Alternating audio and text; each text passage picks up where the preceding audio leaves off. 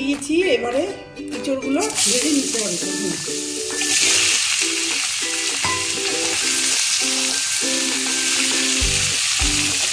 ইঁচড়টাকে ভালো করে লবণ দিয়ে কষিয়ে নিতে হবে। লবণ দিলাম হাফ চামচ, হলুদ দিলাম হাফ চামচ, ভালো করে ভেজে নিয়ে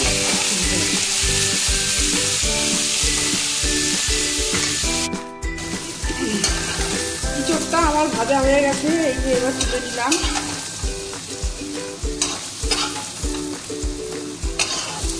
কড়াইতে তেল দিলাম,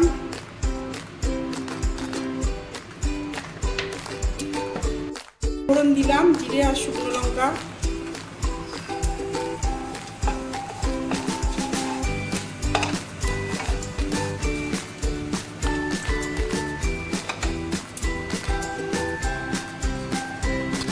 চিনি, এলাচ আর লবঙ্গ দিয়ে দিলাম,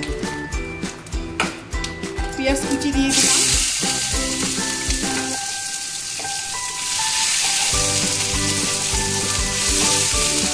রসুন কুচি আছে,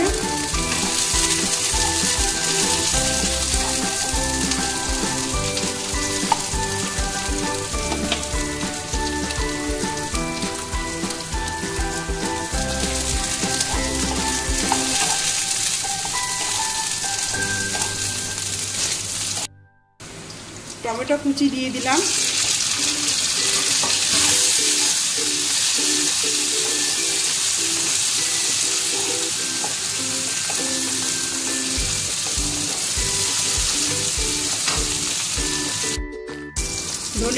ধনের গুঁড়া দিয়ে দিলাম, জিরের গুঁড়ো 1 চামচ,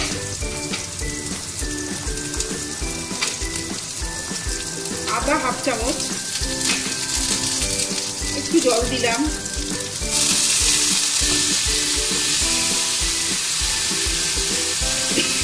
কাঁচা লঙ্কা জিরা দুটো,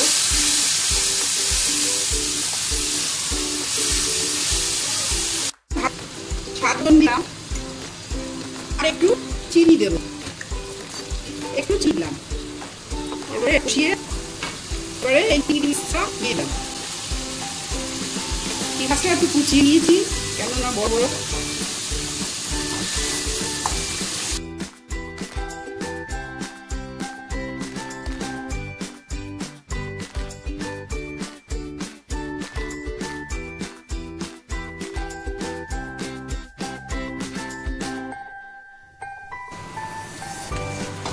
এই যে আমার মশলাটা কষানো হয়ে গেছে, এইবারে এই ভাজা ইঁচড়টা দিয়ে দিলাম।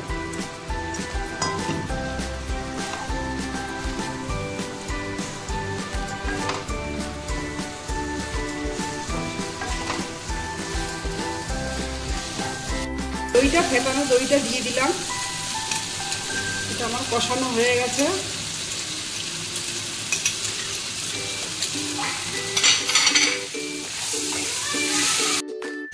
ইঁচড়টা আমার কষানো হয়ে গেছে, এবারে জল দিয়ে দেবো।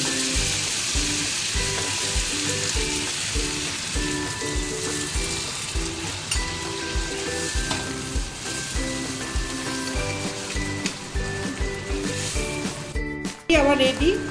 এবার আমি একটু গরম মশলা ছিটিয়ে দিলাম। এটা রান্না কমপ্লিট। এটা রান্না হয়ে গেছে ইঁচড় চিংড়ি। এই যে এবার আমি তুলে নিচ্ছি এটা।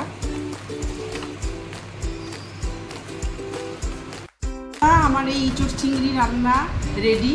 আপনারা এইভাবে অবশ্যই বাড়িতে করে খেয়ে দেখবেন। আর আমার এই 3000-এর উপরে সাবস্ক্রাইবার হয়ে গেছে বন্ধুরা, আপনারা দেখবেন। আর যদি আপনাদের ভালো লাগে তো লাইক, কমেন্ট, শেয়ার, সাবস্ক্রাইব অবশ্যই করবেন। রাধে রাধে, ধন্যবাদ।